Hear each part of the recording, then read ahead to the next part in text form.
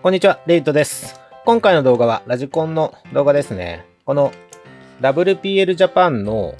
D シリーズっていうのがあって、これが D42、あとは軽トラがあると思うんですけれども、それのフロントのメタルアップグレードパーツセット。今もうこっちがついてる状態なんですけど、これがわかりやすい。これですね。ここの、今、ちょうどこれ、シャーシが樹脂グレーなんで、黒い部分っていう感じで見ていただくと分かりやすいと思うんですけど、フロントのサスアーム、アッパーアームですね。アッパーアームと、このロアアーム、あとはナックル。このあたりが、メタル製になるという感じになってるんですけれども、一応ノーマルとの違いとしては、すいません、ちょっとシャーシ若干違うんですけど、ほぼ一緒なんで、これが D42 のシャーシ、これが D12 のシャーシなんですけれども、ホイールベースがちょっと違うっていうのと、フロントのこの辺りの形状ですね。ボディ取り付けに関わる部分ですけど、この辺りの形状が違うっていうのはあるんですけれども、基本的には同じ構造なんで、特に足回りは一緒なんで、ちょっと見ていただくと、これがノーマルな足ですね。フロントの。で、これがメタルアップグレードパーツセットっていう形なんですけれども、この辺一式がメタルになるよっていう形ですよね。今回の動画ではですね、今回の動画ではこちらの組み付け、あとは結構調整が必要になるので、その調整についてご紹介をさせていただければと思うんですけれども、一応これを組み付けて何が変わるのっていうところも、簡単にですね、ご紹介させていただくと、ま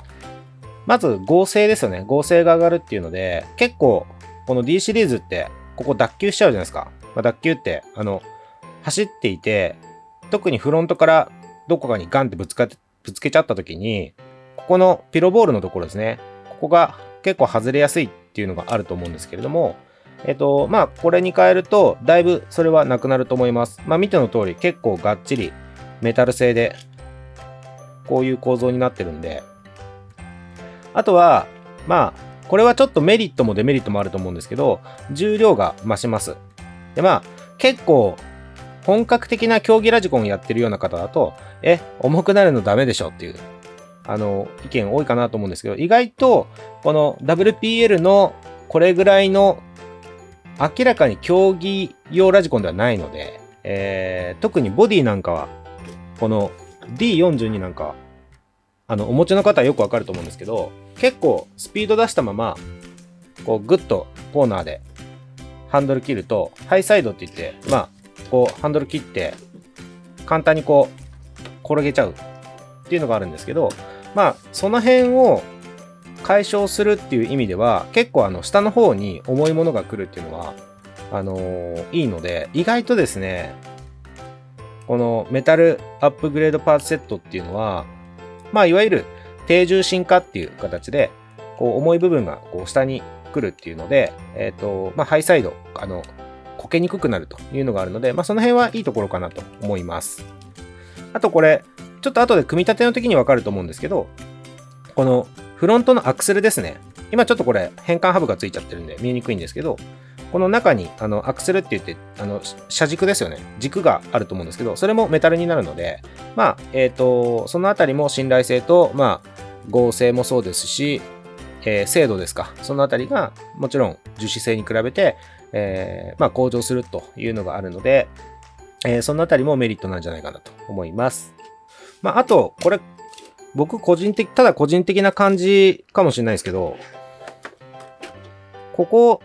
ノーマルのロアアームの形状って結構こんな感じで R がついてるんですけど、メタル製になると、ここがまっすぐになるんで、なんかスッキリした感じでいいなって、個人的な感じですけどね。思います。なんか、ラジコンっぽくないですかはい。では、今回の動画ですね。これの、単純に組み付けと各部の調整っていうところでご紹介させていただきますので、特にこれですね、そのまま組み付けようと思うと、結構動きが渋い部分がありますので、その辺ですね、ご購入、ご検討いただいている方は、ちょっとぜひまずこの動画を見ていただいて、こういうものなんだなっていうのをちょっと知っていただいた上で、ご検討いただければと思いますので、結構ポン付けっていうか、そのままだと、結構そのままポン付けだと、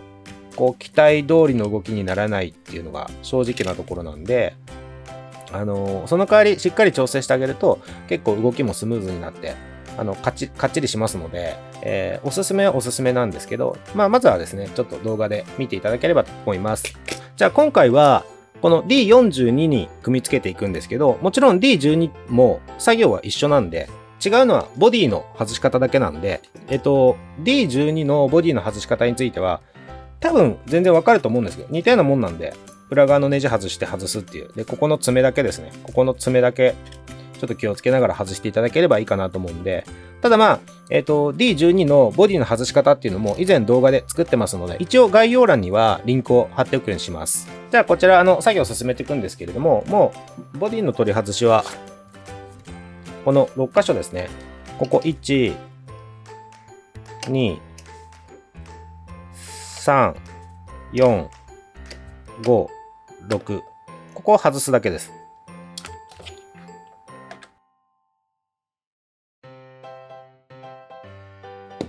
はい、これで今6箇所外したんですけど、あとここの爪だけですね。この爪を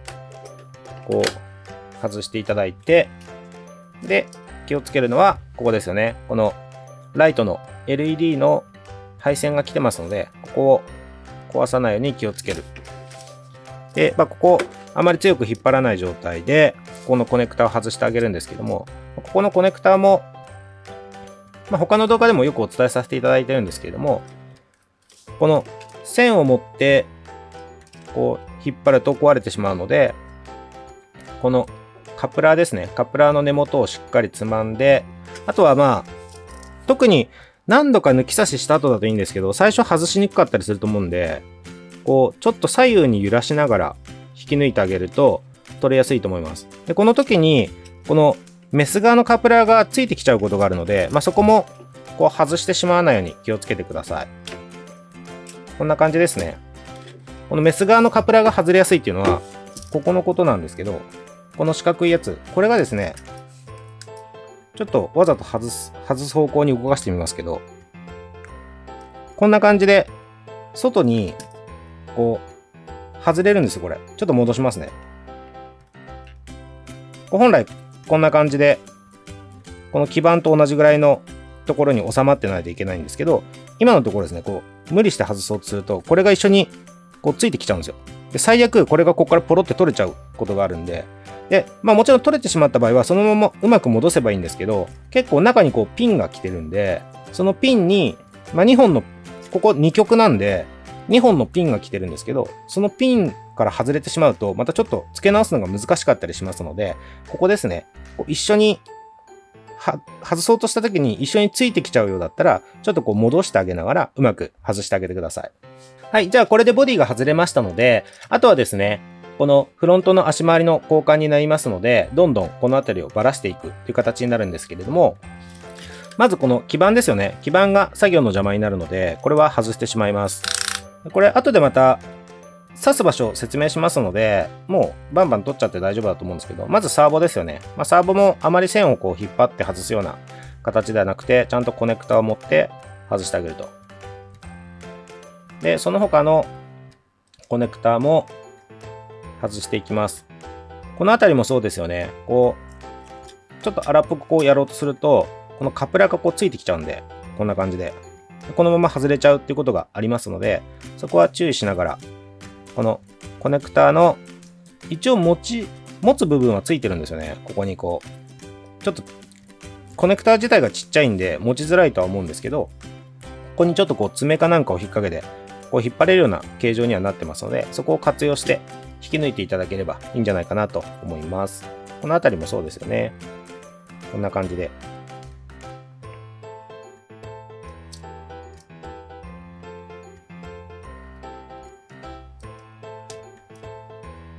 はい、これで基板が外せました。そうすると、配線避けていただくと、この辺りが一通り出てきますので、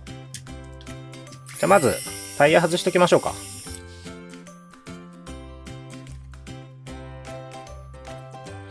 で、この辺も作業してるうちにどうせポロって取れちゃうとこなんで、このアクセルですね、これも取っちゃいましょう。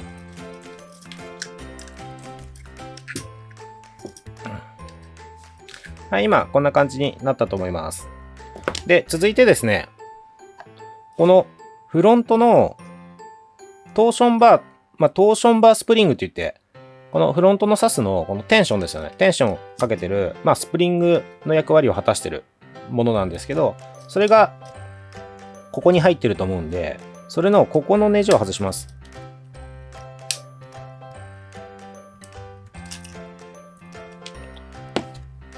ここですね。ここのネジ。これを外します。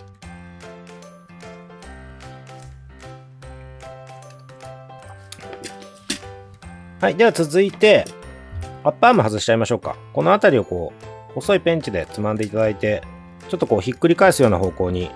回していただくと簡単に外れると思うんで、こう外していただいて、で続いて、ここのナックルの、ここのところですね。ここも、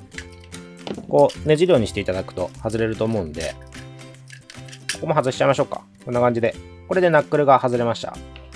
反対側も一緒ですね。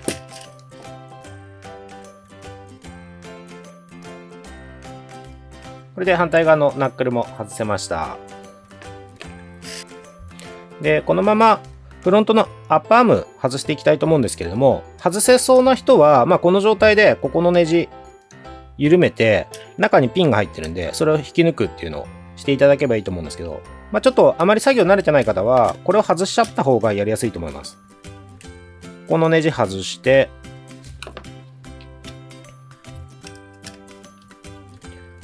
2箇所ですね。2箇所外していただくと、ここがこう上に外れるんですよ。ちょっとこのサスのバネが効いてるんで気をつけて外していただきたいんですけど、こんな感じで。これで今外したんですけど、すいません。これ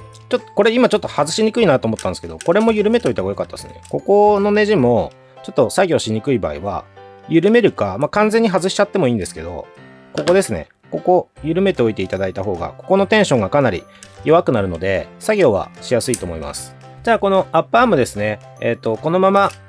中のシャフトも外しておきたいと思います。ここにネジがついてると思うんで、ここをですね、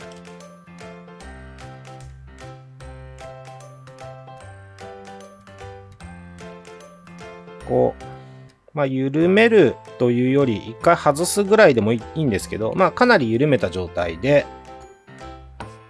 ここのシャフトですね。中にシャフトが入ってると思うんですけど、このシャフトを押し出してあげてほしいんですよ。ちょっととんがったものでこう押してあげると、若干きついんですけど、出てくるんで、ここの、こうちょっと押し出してあげて、何か先の尖ったちょっと硬いものですね。もちろん作業は怪我をしないように気をつけてやっていただきたいんですけど、ちょっとこう押し出してあげると出てくるんで、こう出てきたところをこんな感じで引き抜きます。そうすると、このアッパーアームがこんな感じで外れますね。で、反対側も一緒ですね。これを十分緩めてあげて、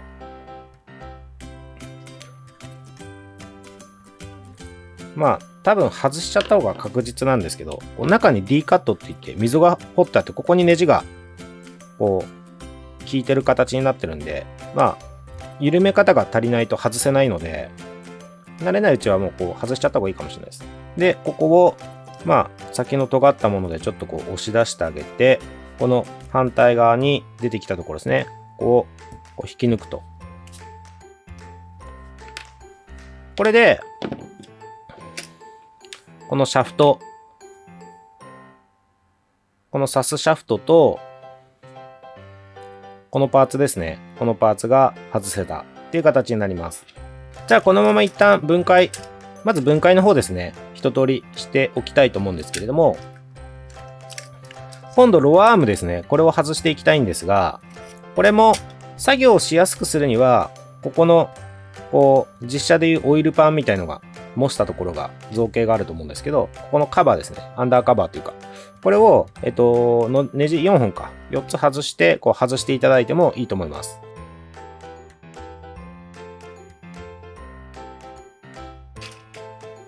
で、あとここの作業は、またここのサスシャフトを抜いていくんですけれども、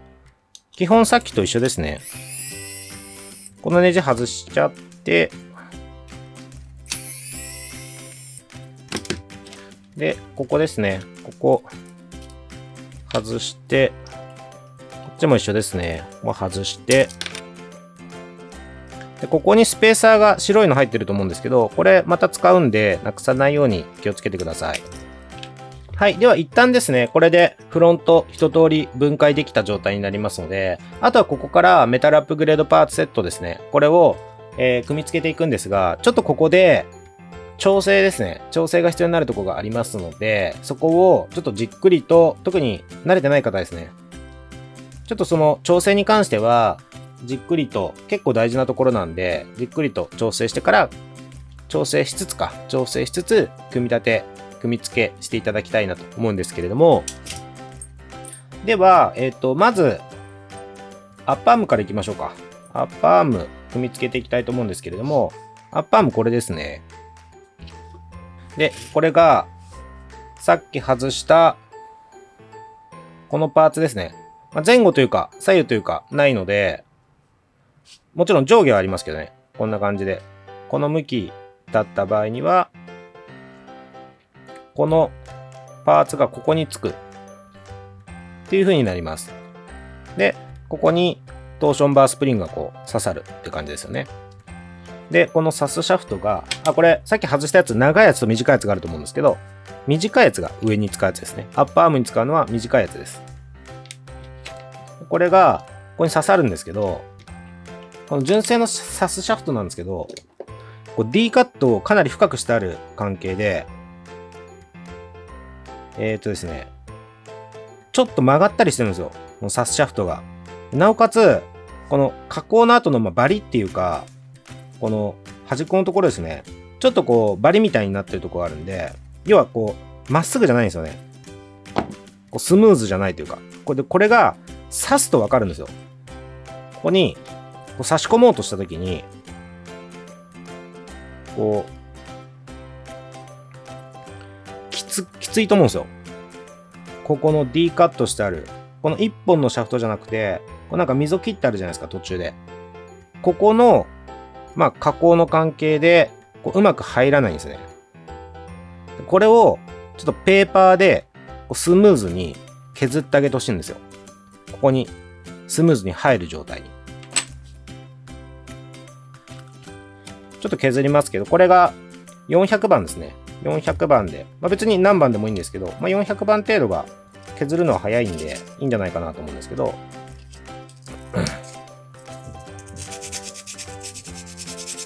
この、ちょっとカメラでは映りにくいんで、分かりにくいと思うんですけど、肉眼で見ると分かると思うんですが、ちょっとこの D カットしてある縁の部分が、ちょっと盛り上がってるんですよね。そこを削り落としてあげるイメージです。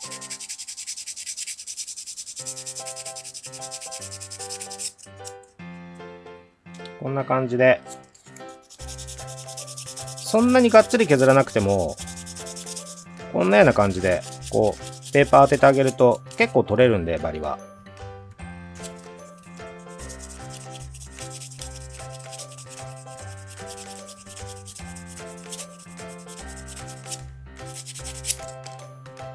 で、あとですね、これちょっと正直個体差もあるんですけど、このサスシャフトを、こう、横から見たときに、特にこのカット、D カットが入ってるところ、この向きで見たときに、こう本来まっすぐじゃなきゃいけないのが、こうしなっちゃってる。大げさに言うとこう、まっすぐになってなきゃいけないのが、こうやってしなっちゃってる場合があるんですよ。それも、あまりにも気になるようだったら、ちょっとペンチとペンチで、ちょっと荒っぽいですけどね、こう持ってキュッキュッって直してあげるといいんじゃないかなと思います。で、これは今、許容範囲かな。ちょっと反ってますけど、許容範囲かなって感じなので、そのまま刺してみますけど、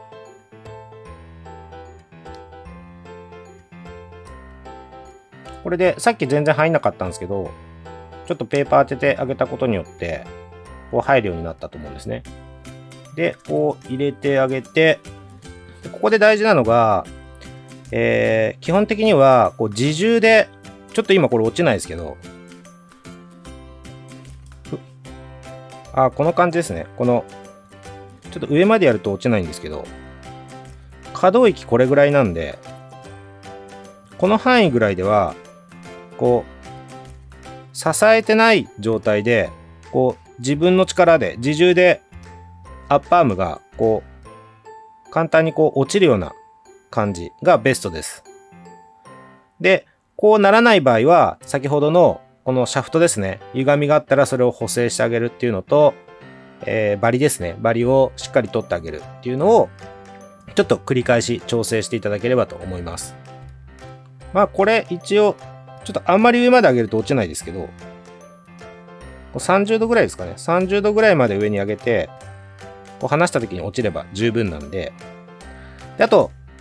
もっとこだわりたい人は、まあこの D シリーズでそこまでやるかっていうのあるんですけど、もっとこだわりたい人は、ここでシム調整って言って、シムですね、入れてもらって、ちょっとこの前後のガタがあるんで、こういうところもすごいこだわる人は、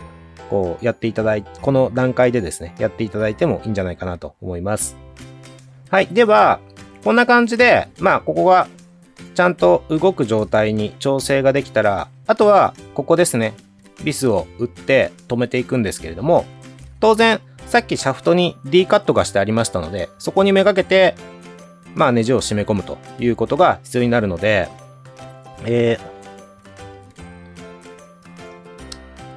ここですね、ここを、こう回してあげると、その D カットがある面がそのうち出てくるはずなんで、こう今、ちょっと映っては、ちょっと画面では分からないと思うんですけど、こう肉眼で見ると、中で D カットされてる面が今、ちょうどここの穴に向いてるんですね。この状態にしてあげて、このサスシャフトを、またしっかりこう、この位置ですね。どちら側にも出っ張りすぎてない状態。この位置に戻してあげて、で、この、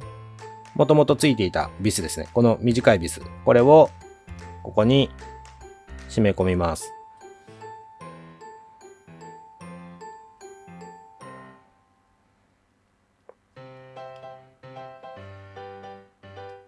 で、これは、そんなに強く締め込まなくても、このサスシャフトが前後にずれないようにっていう、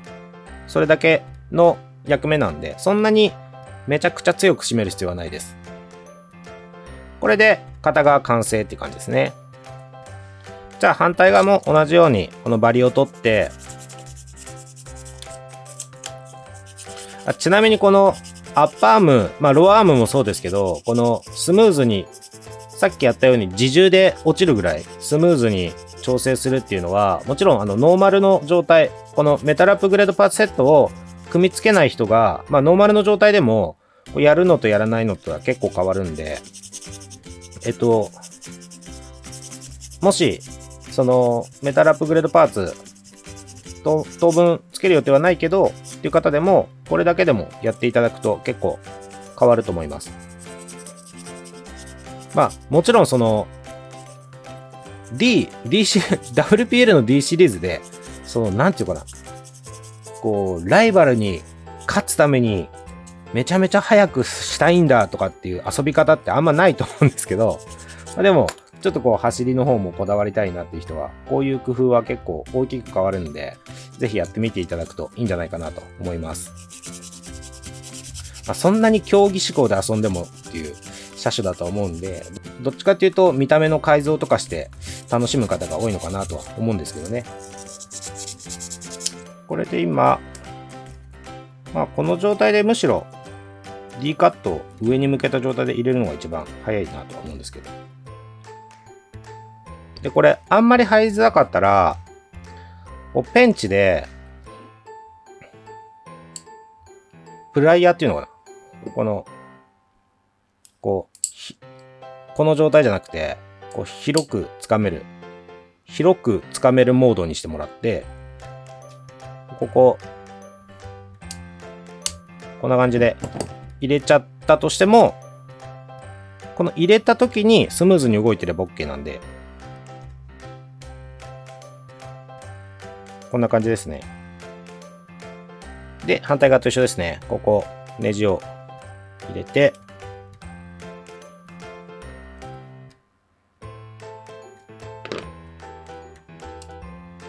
はい、これで、まあ、両側ある程度スムーズに動く状態で、アッパーアームですね、組み付けができたという状態になります。では続いて、ロアアームに行きたいんですけど、ちょっとその前に、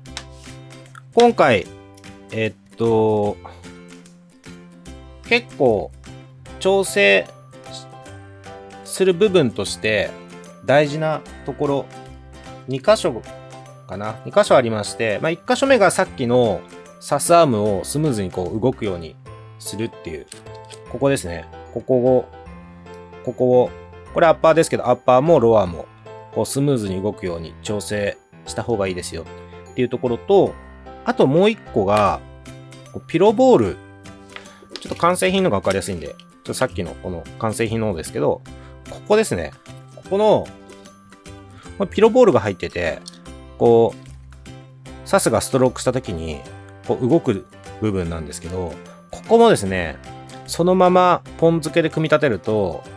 かなり動きが渋いです。でここも調整が必要なんですが、ここの調整を、アッ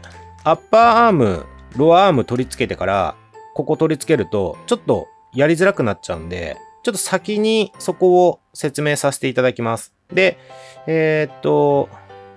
み付けも先にこの動画内ではしちゃいたいと思います。ご自身でやるときは、こう組み付けた後にも全然調整はできるんですけど、ちょっと組み付けた後だと説明が難しいので、ちょっとこの動画内では先にこのピロボールの部分ですね、組み付けを行います。でそこの順番はご自身のやりやすい、順番で全然大丈夫なんで、実際にご自身で組み立てるときは、好きな順番で全然大丈夫です。はい、じゃあ、まずちょっとここの組み付けをする際に、注意点がありまして、こういうパーツが入ってると思うんですよ。これ、4つ。でこれが、実はですね、上用と下用が違うパーツなんで、それも注意してください。よく見ていただくと、わかると思うんですけど、これ下用なんですよ。でこれ上用なんですよ。で何が違うかっていうと、ちょっと、こっちが、端っこがカットされてます。これ今、上側が、こうまん丸じゃなくて、ちょっとカットされてるんですよ。ここが。で、これでいくと下側ですね、今。下側がちょっと、全部まん丸じゃなくて、一部ちょっと直線的にカットされてるところがわかると思うんですけど、これが上用です。で、なぜこうなってるかっていうと、ですね、厳密に言うと、厳密にというか実際間違えて組み付けようとすると全然違うんですけど、ここの穴の距離が違うんですよ。左右の。っていうのがあるので、ちょっと注意してください。ちょっと一応もうちょっと詳しくご説明させていただいておくと、これがアッパーアームのここの部分ですね。ここの部分。このパーツ。で、このパーツに、これをネジで留めるんですけど、留めようとしたときに、このちょっと直線的にカットされている部分が、こちら側に来るんですよ。ちょうど形が合うようになってるんですね。これも実際に現物見るとわかると思うので、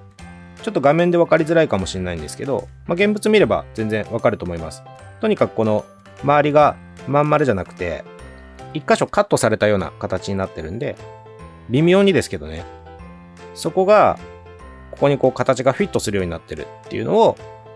知っておいていただいて、そこを注意しながら組んでいただければ、間違えることはないと思います。で、あとは、ここに、このボールがはまるんですけど、こんな感じで。ボールがはまって、ここに、このプレートですよね。プレートが取り付けられるっていう形になるので、このプレートがですね、裏表があって、このボールにフィットするような形状で、こう当てがうようにしてください。多分これも当ててみればわかると思うんですけど、ちょっと、このプレートが、形がですね、このピロボールにフィットするようになってるんで、そこも注意しながら組み付けてください。これも、ちょっとこういう RC カードの組み立てとか、慣れてない方でもよく観察していただければわかると思うので、ちょっとそこも注意していただきたいところですね。じゃあちょっとこのままこれ組み付けていきましょうか。これをこのパーツにこのピロボールですね、これを入れていただくんですが、これ反対側から入れようとしても入らないんで、ここは間違えようがない部分かなと思うんですけれども、こう入れていただいて、で入れるときにこれだと逆ですね。こう入る方からこのネジ部分を先にこう入れていただくと。でネジがない方にこう蓋をするっていうイメージですね。でその時にこのちょっとカットされてる部分をこう合わせるようにしてここにつけていただきつつ、ちっちゃいネジがあるんでそれを締め込んでいただくと。このもう今回入ってる中で一番ちっちゃいビスですね。WPL でめったに見ないめっちゃちっちゃいネジですけど、これを2箇所ですね。2箇所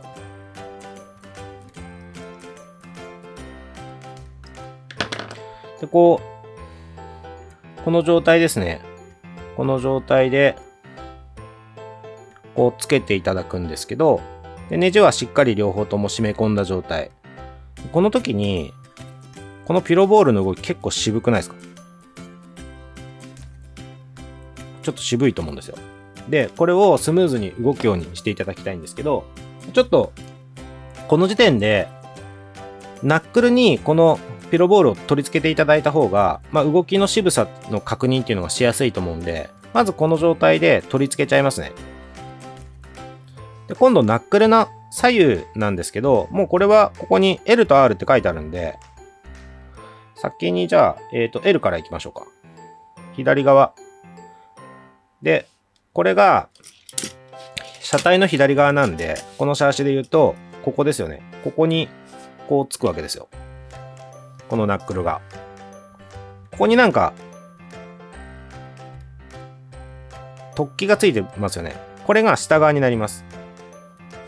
なのでちょっともう一度確認のため言うと、ここに L って書いてあるやつ、これをこの突起が下になる状態で車体の左側に取り付けるっていう形になるので、これはアッパーアームになりますので、この上から取り付けるってことですね。でここは 2mm の六角レンチなんで 2mm のヘックス六角で、ここですよね。この上にちょっとこの辺りは斜めにねじ込んでしまったりしないように十分注意しながらねじ込んでほしいんですけど、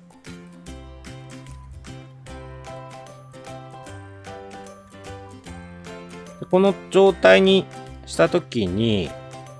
ここが結構動きが渋いことが多いので、これをちょっと解消しておいてほしいんですけど、そのやり方としては、これいくつかあるんですけど、多分一番簡単なのはちょっとこれに握っちゃうことですね。プライヤーでこれまた広く握れるモードにして、ここをですねちょっと握っちゃうんですよ。こうやってちょっとあんまり強くやらないでくださいね。こんな感じでちょっとギュッギュッギュッってやるんですよ。そうするともうそれだけでここがかなりカタカタのこうスムーズに動く状態になるんで、これで OK です。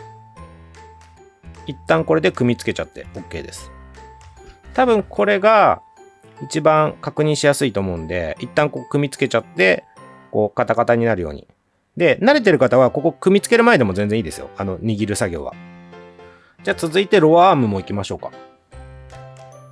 このロアアームは左右の違いはありませんので、どっちを使っても大丈夫です。で今度はこのプレートなんですけど、まん丸のやつですね。周りがこうさっき使った1箇所直線的にカットされてる部分がないやつを使います。でこのピロボールは同じです。で片側からしか入らないんで、そこからこう入れて、この状態ですね。これ、反対からだと、こんな風になって入らないんで、こうやってしっかり入る方にこれを入れていただいて、で、このプレートを、ここに、ちっちゃいビス2本で取り付けると。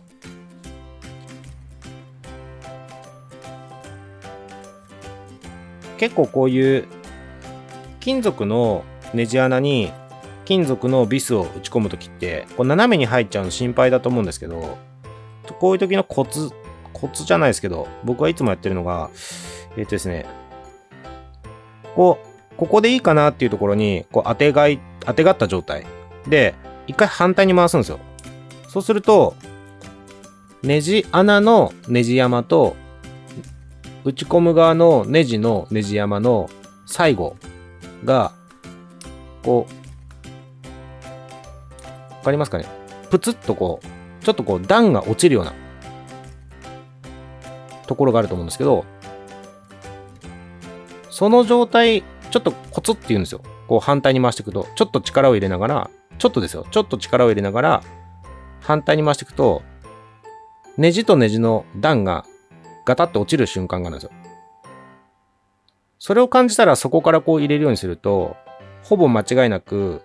確実にこう斜めに入れちゃうようなことがなく、うまくねじ込めると思うんで、ちょっとご存知ない方は、こういう時、それやっていただくと、より確実にこう斜めに締め込んじゃうってことがないようにできるかなと思うんで、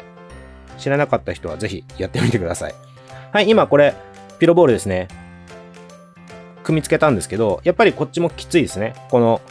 今これ組み付けた状態で、指でやっても動かしづらい状態なんで、これも、じゃあ今度組み付ける前にやってみましょうか。この状態でも全然できるんで、これですね。これを、ここに当てて、ちょっとギュッて握るんですよ。ちょっとまだ足りないですね。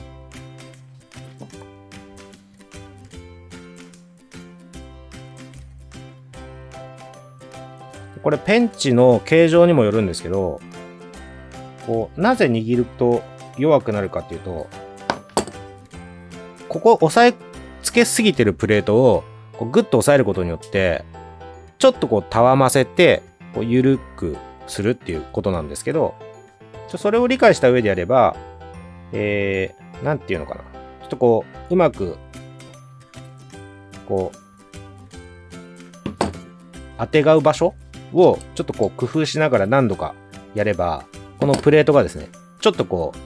余裕ができる状態になるんで、今これ、だいぶスムーズにこのピロボールがカタカタ動くようになったんですけど、もちろんガタがありすぎちゃダメなんで、やりすぎは良くないんですけど、動かないよりはちょっとガタあるぐらいの方が僕はいいと思うんで、で、後でこれグリスアップもするんで、これ金属同士なんでどうしてもちょっと渋いんですけど、最後にグリスアップするのが前提にはなるので、そんなに神経質にならなくてもいいとは思うんですけど、ある程度カタカタ動くような状態にはしておいていただいた方がいいかなと。ちょっと角度も変えてみたりしながら、ちょっと。これでだいぶスムーズになりましたね。じゃあ今度これをこのナックルに組み付けていくんですけれども、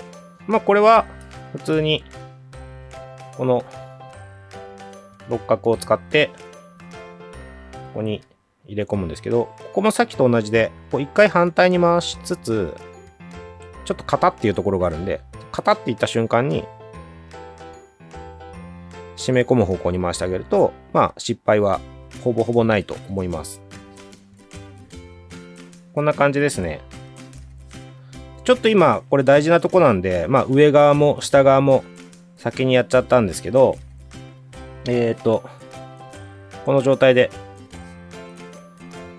この状態からちょっと組み付け自体は一旦外しちゃった方がやりやすいんで、上は外しますね。上外して、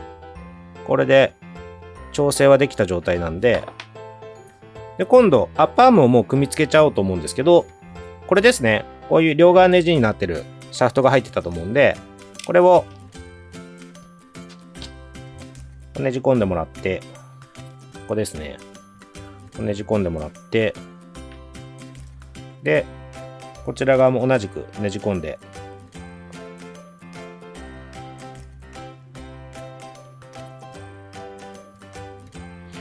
で、まあこれ強度確保のためか、だいぶねじ込み長いんですけど、ガーッとねじ込んでってもらって、だいたい1ミリぐらい、ここの隙間がちょうどいいかなと思います。標準の場所としては。ここですね。ここ1ミリぐらい。それでだいたいフロントタイヤのキャンバーっていうんですけど、こう、フロントから前から見たときに、タイヤがこう、ハの字になってるか、その逆かっていう、あるんですけど、何それって方は全然気にしなくてもいいんですけど、ここ1ミリぐらいにしといてもらえれば。それで、このフロントのキャンバー角っていうのは、だいたい1度ぐらいになります。その辺の話も何度がいいかみたいなのって、また話が長くなっちゃうんで、今回割愛しますけど、標準は1度ぐらい、1度2度ぐらいが標準なんで、0にしちゃうと結構クイックになりすぎちゃうんで、1、2度ぐらいがいいんじゃないかなと思います。なので、標準的な1度が、だいたいここは1ミリぐらい。もっとキチキチまでやると多分2度ぐらいになるかなっていう感じなんですけど、1ミリ弱ぐらいかな。1ミリから1ミリ弱ぐらい。ちょっと隙間が空いてるっていうのがちょうどいいと思います。じゃあ続いて反対側のこのパーツもつけちゃいましょうか。ここですね。この反対側ですね。ここ。やり方はさっきやった通りで、ここにピロボール入れます。で、プレートは間違えないでください。ちょっとカットされてる方のプレートを、ここに形状を合わせるようにして取り付けます。で、もうこの時点で、ここはしっかりぐーっと締め付ける感じで OK です。特にここ、走行の振動で外れやすい部分だと思うんで。で、ここ、心配な方はネジロック剤付属してますので、それを打っといていただいてもいいと思うんですけど、ここに当然、ネジロック剤染み込んじゃうと、動きが渋くなっちゃうんで、ピロボール側ですよね。それは気をつけていただきたいんで、もし打つ方は、爪楊枝とかでちょんちょんって、このちっちゃいネジの部分だけに、やっていただくのがいいと思います。で、これ今この状態だと動きが渋い。もうこれ今ほぼロックしてますよね。でこれじゃまずいんで、プライヤーで、こう、ちょっと握ってあげます。ほんとちょっとなんで、最初加減が難しいと思うんで、弱い力でちょっとずつ力を強くして試していただきたいんですけど、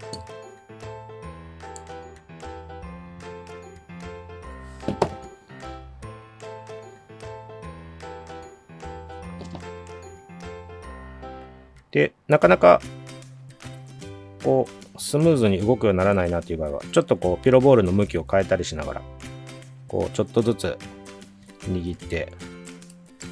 いくと、これがこうカタカタスムーズに動くようになると思うんで、いいですね。で、このシャフトをねじ込んで、さっきと一緒ですね。をねじ込むと。ここも斜めにねじ込んでネジ山を潰してしまわないように気をつけてください。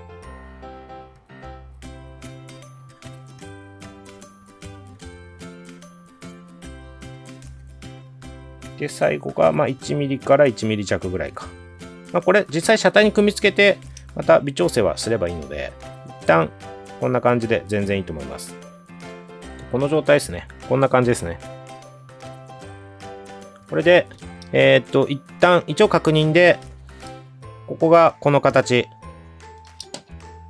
もしこうなってたら反対なんで気をつけてください。この状態ですね。この状態で、左右それぞれ、すいません、こうか。車体がこの向きだったらこうですね。この状態で、ここがこの形で、このビスが上ですよね。ビスが上で、このパーツ自体の前後はないんで、これがもしこうなってても OK なんですけど、で、これが左側、これが右側に来ると。いう感じですね。で、ここの隙間がそれぞれ1ミリから1ミリ弱ぐらい。でもこれをこの車体に組み付けちゃおうと思うんですが、この時に一応ですね、このメタルアップグレードパーツセットだと、ここに穴が2つあるんで、まあ、これで若干セッティングの変更ができるという感じにはなってるんで、この、車体に組み付けた時に上になる方の穴を使うと、最初からサスアームがちょっと下がるってことになるじゃないですか。ってことは、ちょっと硬くなるってことですよね。で、下側を使うと、ちょっと柔らかくなるというような感じになりますよね。でまあ、そのあたりはお好みだとは思うんですけど、まあ、今回は、もともと若干、この D シリーズってフロント固めなんで、下の穴を使ってちょっと柔らかい方向に振っとこうかなと思います。はい、こんな感じですね。トーションバースプリングをちゃんとそれぞれ、まあ、同じ位置に入ってればいいと思うんで、上同士か下同士に入れてあげて、ここはこの頭がすごい大きいネジですよね。この頭のネジの傘がすごい大きいネジ使われてたと思うんで、これを戻します。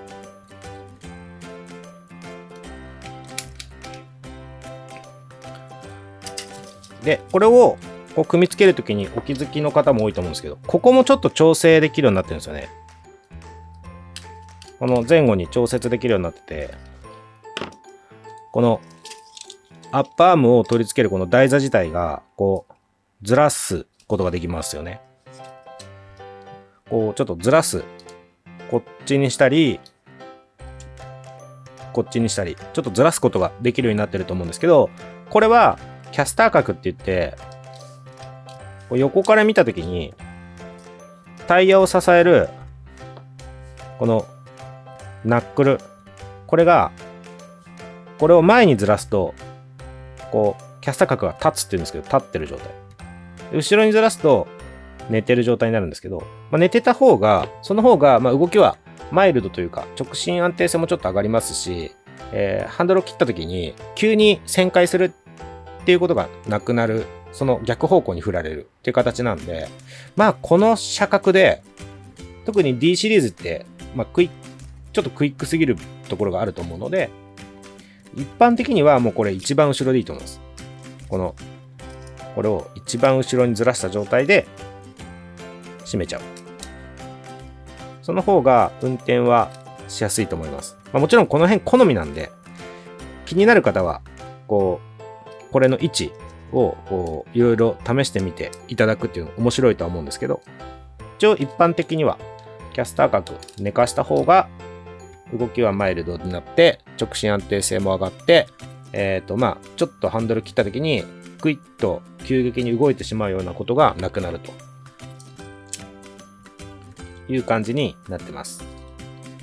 はい、ではこれでもうアッパーアームが組み付けが完了しましたので、今度はロアアーム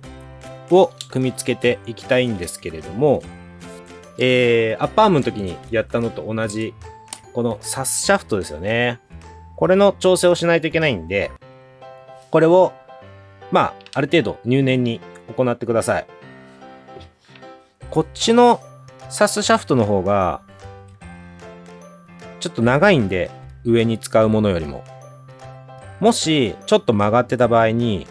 その曲がりの現れ方が顕著だと思うんですけど、もし曲がってたら若干荒っぽいんですけど、ペンチで直しちゃっていいと思います。目視で曲がってる状態よりは、目視で曲がってないっていう状態まで修正できていれば、この D シリーズのラジコンだったら十分かなと思うんで、もちろん競技車両とかのだとまたちょっと全然話変わってくると思うんですけど、そういう神経質になる車でもないと思うんで、目で見て曲がってんなと思ったら、よし、まっすぐになったなぐらいに直ってれば全然大丈夫だと思うんで、気になる方はちょっと直していただければと思います。結構、曲がってるかどうか確かめるとき、まっすぐなところで転がすと分かりますよね、こうやって。これちょっと曲がってますね。ある程度まっすぐになると、結構綺麗に転がるようになるんで、これがあまりにも転がり方がいびつなやつは直した方がいいと思います。じゃあさっきと同じように、このバリですね。まずバリ取っちゃいます。この D カットしてある周辺ですね。この周辺を中心に針を取り除きます。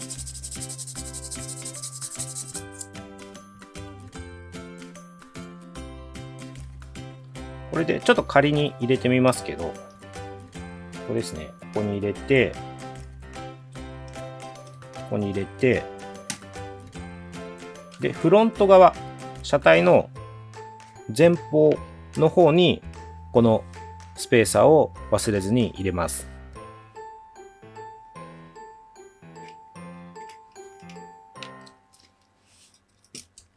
で、これ、今ちょっと仮で入れてみましたけど、この時に、これまだちょっと渋かったんですよ。これ、自重で、自分の重みだけでカタッと落ちないじゃないですか。この場合は、もうちょっと調整した方がいいよねっていう状態です。ちょっと一回外しますね。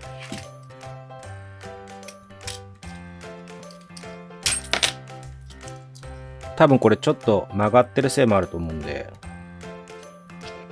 反対方向に曲げて直しちゃうんですけど、めっちゃちょっとですよ。めっちゃちょっと。これで今、ちょっとやりすぎちょっとやりすぎましたね。もう一回戻します。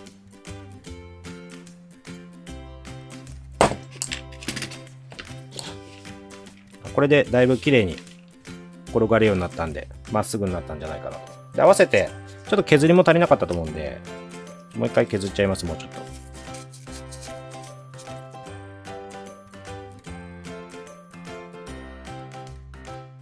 ょっともう一回仮組みしてみましょうか。あ、もう入り方がだいぶスムーズになりましたね。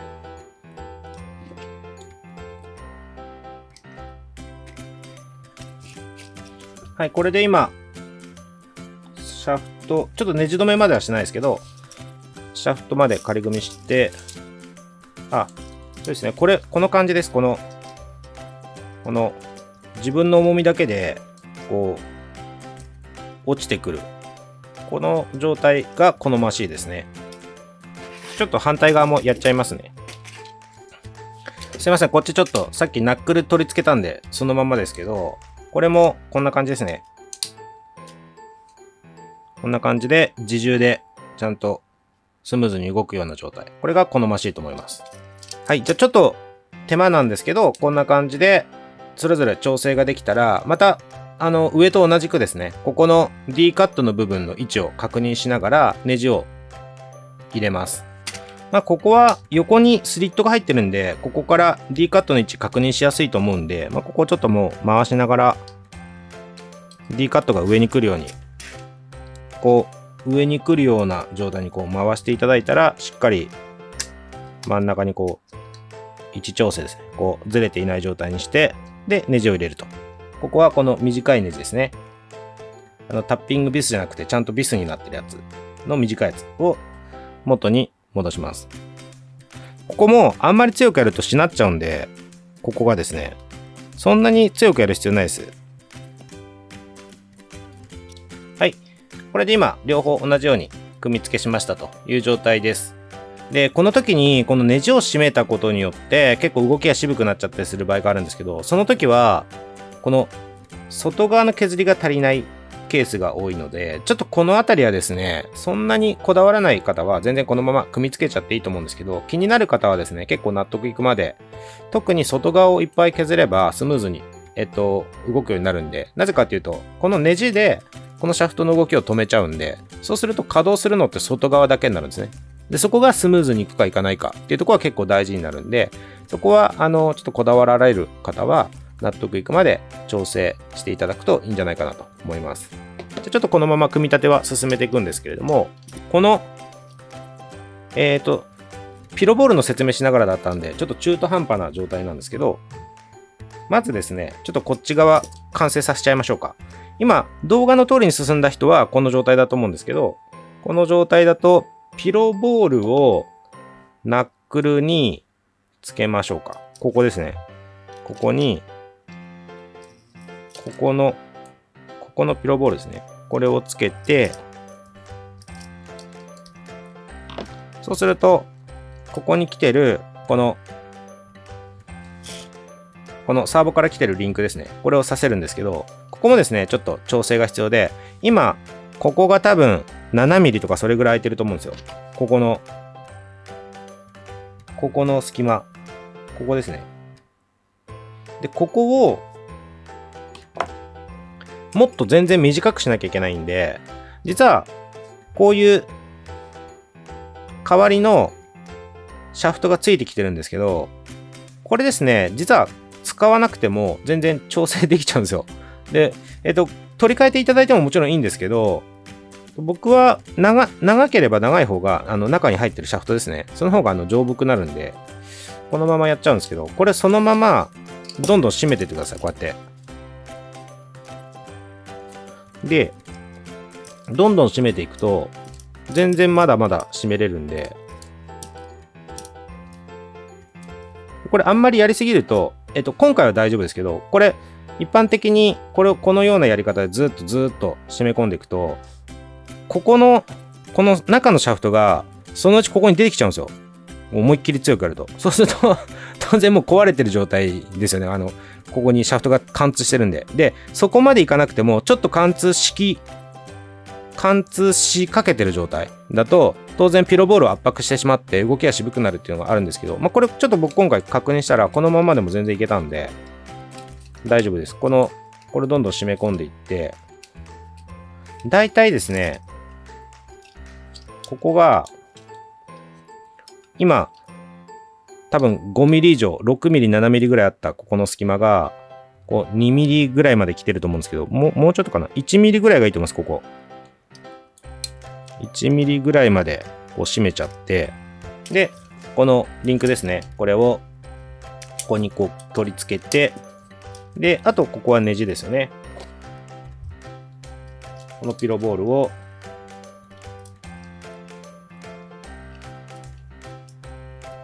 ここに取り付けると。で、この時に真上じゃなくて、さっきキャスター角つけた関係で、こう斜めに入れる感じになってるはずなんで、そこは注意しながら、締め込んでください。はい、これでもうほぼほぼ左側完成したんですけど、ちょっと右側がまだまだだったと思うんで、こっちも完成させちゃいますね。このナックルの、この突起がついてる方を下側にします。で、まず、このナックルつけたいんですけど、確かこっちが、そうですね、このピロボールまだつけてなかったと思うんで、つけちゃいますね。この状態だと、ここからこう入れて、プレートですね。これは何度かやってるんで飛ばしちゃいますけど。はい、今これ、ちょっと飛ばしちゃいましたけど、さっきと同じように取り付けて、ちょっと握って、スムーズに動くようにしたという状態です。で、今度このナックルですね。右用の R って書いてあるナックルを、この突起を下にして、ここに取り付けていきます。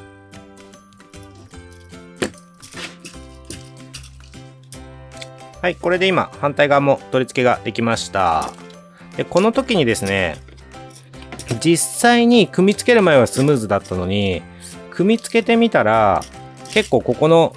動きが渋いみたいな時があるんで、その時は、で、ストロークはあんまりこう、なんていうのかな、限界までいってる時は当然硬くなっちゃうんですけど、こう普通の状態、ほぼ水平に、笹もほぼ水平にした状態なのに、ここがこれ今ちょっとスムーズに動いちゃってますけど、スムーズに動かないっていう場合は、この状態でもう一回ちょっとこう、圧をかけてあげると、こう組み付けた状態でですね、ちょっとこう、ギュッギュッギュッってやってあげると、ここがくるくるくるっとスムーズに動くようになるんで、この辺はちょっと適宜調整していただければと思います。あと、今まだグリス塗ってないんで、っていうのはあるんですけど、で、あと、ここのさっきのサーボからのリンクですね。これも同じように、締め直して、この隙間ですね。この隙間を、この樹脂パーツと樹脂パーツの隙間を1ミリぐらいまで締め込んでいきます。あとすいません、ここ、まだでしたね。ここもピロボール取り付けて、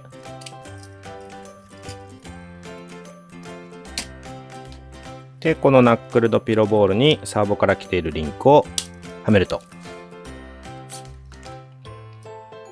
はい。で、この時点で、ちょっとグリスアップをしておいた方がいいかなと。タイヤつけちゃうとちょっとやりにくくなるかもしれないんで、グリスアップする場所、ちょっと撮影の都合でいつも通りグリスアップしずに続けちゃうんですけど、グリスアップする場所はもうここですよね。このピロボールのところ。上もそうですし、もちろん下も。をグリスアップしてください。ここどうしても金属同士なんで、さすがにグリスアップしないと結構動きが渋いので、グリスアップしていただいて、そのグリスなんですけど、まあもう何でも大丈夫です。金属に使えるものなら。まあ有名どころで言うと CRC とか、あとラジコンやられてる方だと、WD40 ですよね。あのあたりが有名だと思うんですけど、そういうので全然十分なんで、まあとにかくスムーズに動くように何かしらのグリスを塗布しておいてください。はい。では、あとアクセルですね。アクセルを取り付けて、タイヤを取り付けていきたいと思うんですけれども、まあこれはもう、ベアリングがついてるんで、この付属のメタルのアクセルですね。これにベアリングを入れて、そのままだとちょっと入れづらいと思うんで、まあ、これをちょっとナックルの角度変えつつ、ここからこう入れていただいて、で、ベアリング2個なんで、外側からももう1個ベアリングを入れていただいて、で、タイヤをまた元に戻すんですが、この時厳重注意ですっていうのが元々のこのタッピングビスは絶対に使わないようにしてください。この付属していたこういうビスがついてたはずなんで、まあ M2.6 かなこれのタッピングじゃなくてちゃんとキメが細かいピッチって言ってこのネジ山の間の差が細かいやつですね。これを使ってください。じゃないと元々のこのタッピングビスってやつは樹脂に使うためのネジなんで、ネジ山がすごい粗くて全然ネジ山が合わないので、このメタルアップグレードパーツセットについてるこの金属製のメタル製のアクセルにこのネジ入れちゃうと、もうこのネジ山が完全に壊れちゃうんで、ちょっとそれだけは絶対しないように注意してください。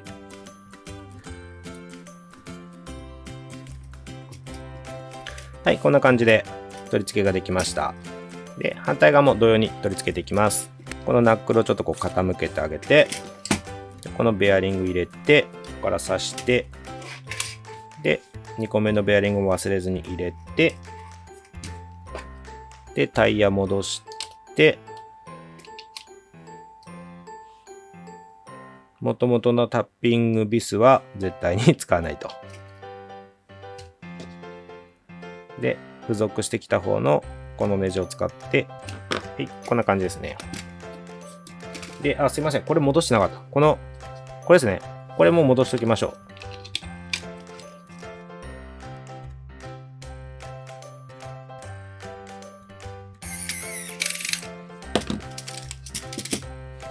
はい。あとまあ、ここまで来れば、あと一息って感じなんですけど、ここですね。このフロントのサススプリング。まあ、このトーションバーってやつですけど、これを支えるネジですね。これを戻していきたいと思います。まず、ここですね。ここの溝が、ちょっとこれ今ネジがあって分かりづらいですけど、ここに、このネジの穴の横に、こう溝があるので、そこに収まるようにしながら、この頭の皿がすごい大きいネジ、これを戻していきます。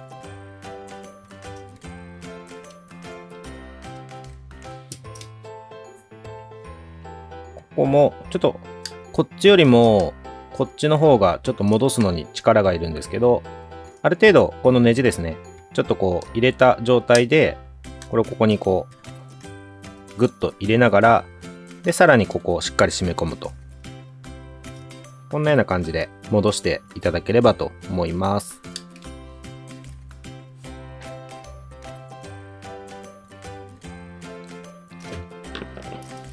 はい、この状態ですね。4箇所か。4箇所。ここと、ここと、ここと、ここ。これですね。これをこうしっかり押さえるような形で戻すと。続いてこの基板ですね。この状態になってると思うんですが、ですね。まず簡単なところで、この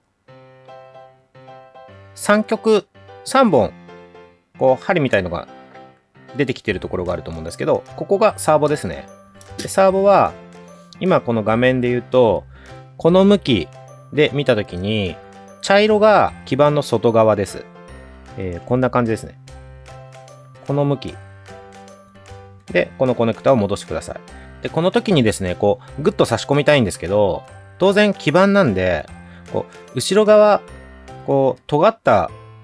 端子がいっぱい出てるんで、この辺りこう指で触りながらグッてやると怪我をしてしまう恐れがあるので、こう痛いじゃないですか。なので、ちょっとそこは気をつけながら、こう尖ってないところをこう支えながらしっかりとコネクタを挿すっていう風にしてください。でこのサーボ戻したら、こう茶色が一番こちら側ですね。この状態に戻したら、今度はですね、この基板を見ていただくと、ここにちょっと小さくて見づらいかもしれないんですけど、この今画面で言うと左下のこのコネクタですね、ここに BT って書いてあるんで、ここはバッテリーですね。でバッテリー、この配線がこうずっと来てたどるとこれなんで、これをこの BT バッテリーのところに挿します。でその横ですね、その横が SW なんでスイッチですね。スイッチ、これですね。このスイッチの配線をここに差し込みます。こんな感じで。これコネクターの形よく見ていただくと、こう溝が切ってあるところにこのコネクター、メス側はこう溝が切ってあって、オス側はこうちょっと突起があると。これを合わせるようにすれば曲線を間違えることは、プラスマイナスですね。プラスマイナスを間違えることはないと思いますので、ちょっとそこは注意しながら差し込んでください。あと、残ったモーターのコネクタ。これは、ここですね。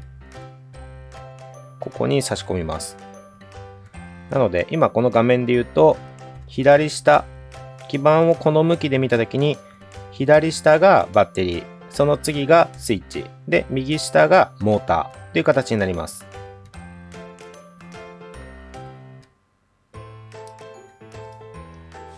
こんな感じですね。で、あとは、最後にここですね。ここに LED を戻すんですけど、今はもうこの状態で取り付けてしまいます。この向きですね。この向きで、コードは、こう、あまりにもどっちらかった状態にしないように、ある程度こうまとめながら、ここにこう当てがっていただいて、で、ビス1本ですね、ここに留める形で固定をします。ここで使うネジは、これですね、これですね、この一番 WPL で使われてるんじゃないかなと思うんですけど、ちょっと短めで頭がちょっと大きいやつ。このネジですね。このネジを使います。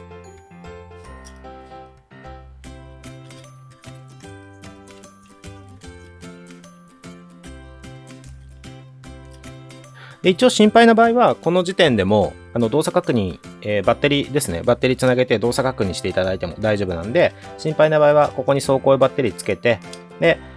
プロポですね。プロポスイッチ入れて、でこちらもスイッチ入れて、こう動くかなっていうのを確認してください。で、続いてボディを取り付けていきます。今回は D42 なんで、この D40 に戻していくんですけれども、ここですね。ここのコネクターに、このヘッドライトの LED のコネクタを戻します。で、ここですね。ここをこうグッと引っ張ってしまったりしないように気をつけながら、あと配線もこう変なところに絡まったり挟み込んでしまったりしないように気をつけながら元に戻していきます。で最初はこの爪ですね。この爪のところをちょっとこう気をつけながら、ここの2本をうまく入れ込んで、こうパチッとはめ込んで、で、あとはもう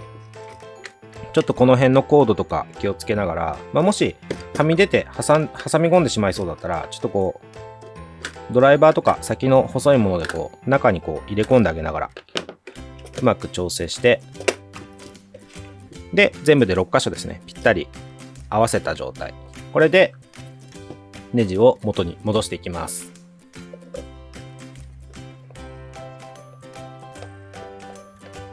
これで1箇所全部で6箇所なんで、1箇所2、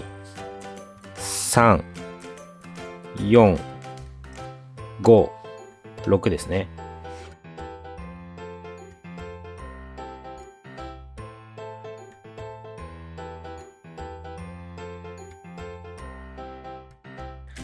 はい、これで6箇所止めました。これで元に戻りましたので、組み込みですね、完了という形になります。はい、では今回の動画ですね、WPL Japan D シリーズ専用のフロントメタルアップグレードパーツセットの組み込みでした。では今回の動画以上になります。ご視聴いただいてありがとうございました。